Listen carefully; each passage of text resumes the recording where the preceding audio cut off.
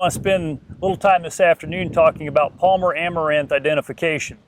As most of you are probably aware, this weed is becoming very important, is becoming somewhat widespread, particularly across the northern 1/3 of the state. And we feel like we need to do all we can to continue to raise awareness of this weed, because it does present arguably the most serious agronomic weed challenge that we've had in Indiana in quite some time. And the first thing you need to look at is whether or not there's hairs on the plant. So your red root and smooth pigweed that are common within the state are going to have hairs on them. Palmer Amaranth and common water hemp will not have hairs on them. So on these plants, if we look in at the growing points, we cannot find any hairs on those stems or on any of the leaf surfaces, indicating to us that we either have Palmer Amaranth or water hemp. Next thing, the big thing to look at is the petiole length. So with these plants, as we look at these first true leaves, we can see how long these petioles are. And this petiole, the structure that connects the leaf blade to the plant itself, is actually longer than the leaf blade. And that's the real big key that we look for, is petiole length. And our common water hemp, that petiole will only be half the length of that long linear leaf. Is a very distinguishing characteristic of Palmer Amaranth is the fact that the leaf pattern will have a relatively uniform rosette shape to it.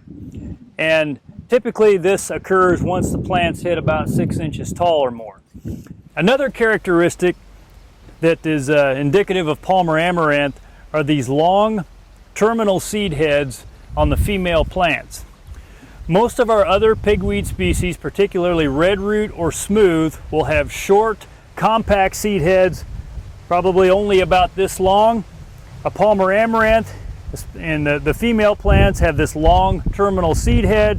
When you grab it, it will be prickly. It will actually kind of grab your hand, and again is another indication of how much of a problem this weed can be, because this thing is going to be just loaded with seed.